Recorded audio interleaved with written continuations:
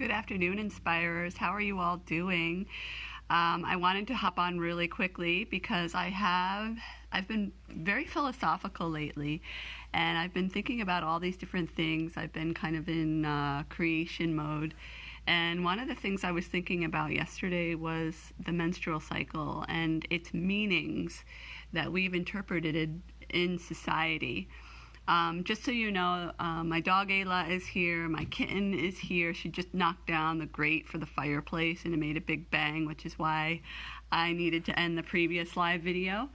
So I wanted to talk about how our interpretation of our period has carried out into our lifetime, how it's unfolded, how it's affected the way we feel, how it's shaped our habits and our mindsets, and how we talk about our bodies and how we talk about ourselves and to other people. And the reason why I was thinking about this is because I'm doing, as you know, I'm in a transformational coaching program right now.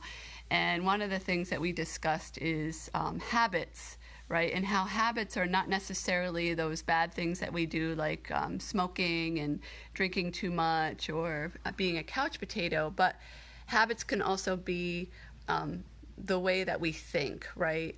Negative thinking, negative thought patterns that infiltrate into our minds without us even thinking about it, right? So, for example, if you see somebody that you know at work and you've decided a long time ago that I don't know, that she maybe is somebody that, what does she do? She maybe talks too much, okay? We'll just say that. She's a talker and she never shuts up.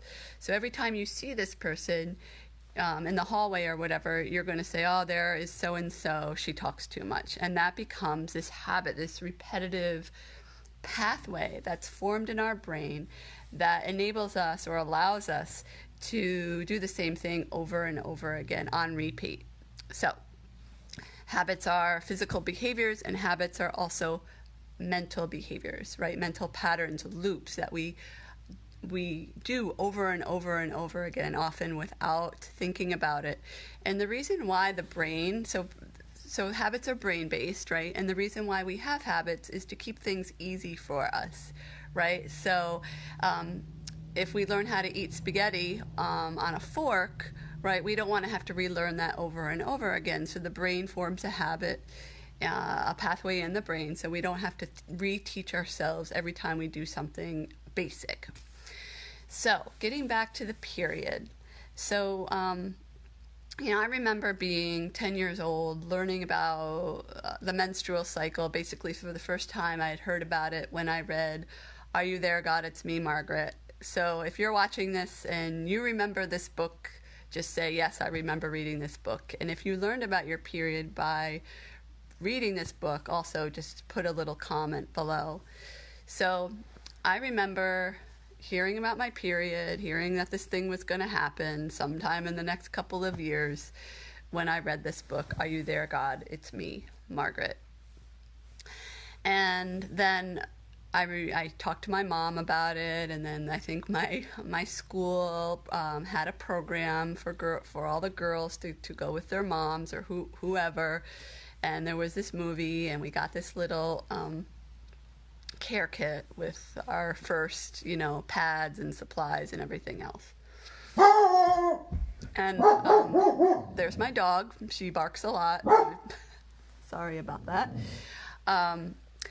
And I remember thinking, even back then, and I'm sure many of the women who are going to be watching this can agree, that this period, this thing that was coming was this inconvenience, right? Like from the get-go, before we even started menstruating, we knew that this thing was coming that was going to be horrible. Like, I don't remember really hearing any positives about getting our period. I don't know. If you did, let me know.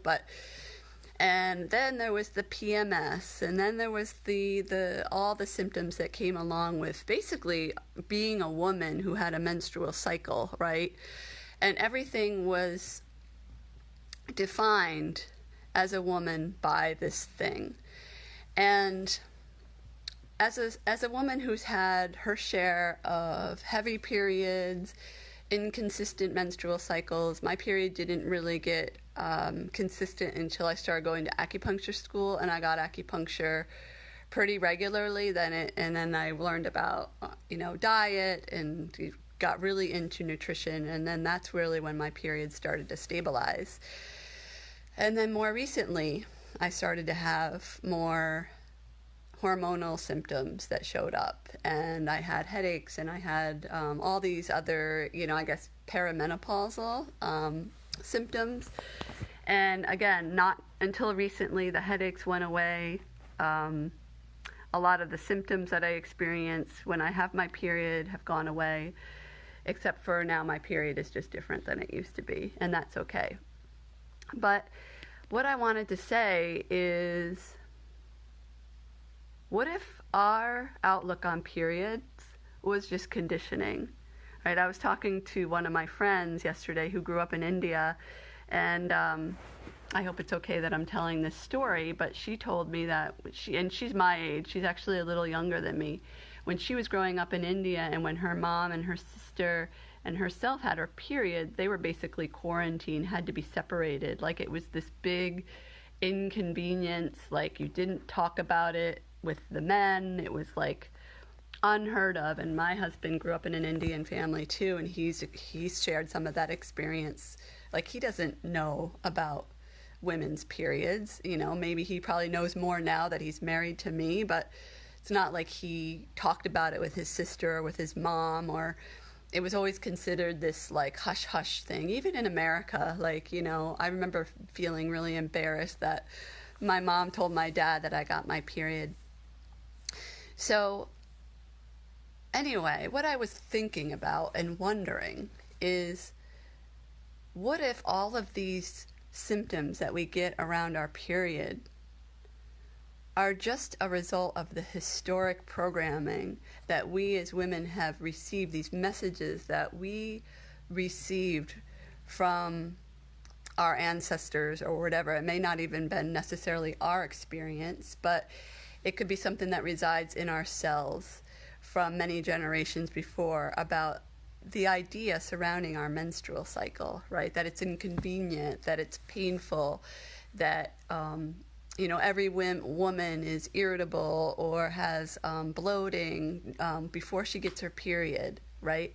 And I'm not saying that these symptoms are non-existent or non-true, or that absolutely hormones are there to signal our brain to do these amazing things with our body, right? I'm not disputing that whatsoever. But what I am saying is that, what if these things that come up during the course of a month, and by the way, men have a cycle too. Men have a cycle of 24 hours, whereas women's cycles are an average of 28 days. And if you're interested more in this subject, I recommend reading anything by Kate Northrup or Christia Northrup, her mom, about the menstrual cycle. But what if all these signs and signals that we get from our body as a result of menstruation is just an invitation, right? It's just information. It's not something that we automatically have to mask, right, with medication. And not to take away anything about Western medicine or anything that we do with medicine in society. But what if we just look at it from a different standpoint, right? Like, I feel like for so long, our menstrual cycles were considered just this like awful, awful thing. Even now, I have patients that are they're on birth control. They just do back-to-back birth control because they choose not to have their period. Maybe they started off originally on birth control because they didn't have a menstrual cycle, or they needed to regulate their menstrual cycle somehow. But now they choose to stay on it because they just don't want the inconvenience of a period. And meanwhile, in Chinese medicine, we look at the state of our blood, at the state of what's going on in our body by looking at the menstrual cycle, right? Men don't have this. We do. We are so wise ladies, we are so wise. I just feel like we are given all this information by our bodies about the state of our bodies, and we shut it down. We shut it down by taking medications to mask it, or by choosing to not talk about it, right? Like, how many times have you been on a conversation with somebody about either childbirth or there was something else recently that came up with one of my friends where it's like, oh, you experienced that too? Me too. Me too. And why isn't that people aren't talking about this, right? So here's my invitation to you. When you have your period, or when you're in PMS, or when you're in menopause, or whatever it is, and you're having some symptoms, how about instead of saying, oh God, like this is happening, but instead saying, oh wow, this is happening. This is happening for me. This is my body working for me. This is my incredible, beautiful body working for me, telling me that I should pay attention. And what I know about symptoms now, as a result of, all this transformational work that I've been doing for so long, is that when we have symptoms, when we have repetitive thoughts, when we have something going on, it is an invitation for us to look and say, hey, what's going on here? What's going on here? What is it that I need to look at a little closer? Am I avoiding something? Like, I remember reading, I think it was Christiane Northrup said that whatever issues you don't deal with by the time you reach menopause, they're going to come up. And they're going to come up times 10, times 100 after, if you decide not to resolve these issues, right? Because it's through our menstrual cycle every single month that we have this opportunity to look at ourselves in a way that we don't usually look at ourselves for the rest of the month. And it doesn't mean we have to be having our period, right? We can go by the phases of the moon, right? If you just Google, Google Kate Northrup's book, Do Less, she talks about this. There are certain times of the month or that correspond with phases of the moon that will tell us when we are in optimal energy, right? When we should actually be holding back and maybe reserving our energy or resting, or when we should be in creation mode, right? We're just taught to be in this very masculine, traditionally, it's changing, thank God, very masculine world where we just do. We just do, and then if we have a symptom or something, oh God, let me cover that up. How can I cover that up, right? What medication can I take? But there's all this wisdom that I think that we've missed along the way. So much wisdom. So next time that you don't need to be a menstruating woman, right? Next time you're not feeling well or you have something come up, why don't you just, I invite you to just sit down with your journal and reflect. What is my body trying to tell me? What's going on? And trust me, there will be stuff coming through. Our bodies know exactly what we need, guys. And if you don't understand what this means or what I'm talking about, it's okay. It's not your fault. It's not the norm in our society to just talk about body wisdom and messages that come through to us through our body. But it's never too late to start. It's never too late to start. So let me know what you think. I need to go walk Ayla. She's going a little nuts right now, and I hope you're having a wonderful day. And if this seemed really ranty, I am kind of ranting because I think about how women have been ignored and oppressed for so long, right? Or vilified for having a menstrual cycle, or looked down upon because we're different. And I think it's just bullshit. And thank goodness it's changing. And I just invite you to look at things a little bit differently than the way that you've been taught.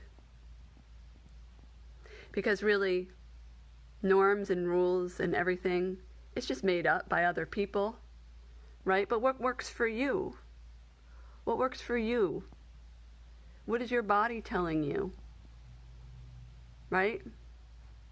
We're all different. We're all the same, but we're all different, right? And not what works for one kid. If a school works for one kid, it may not work for another kid, right? We're all different. And it's time that we stop singling people out because they're different. So let me know what you think. I hope you're having a wonderful day. I love you all, and thank you so much for watching. Take care.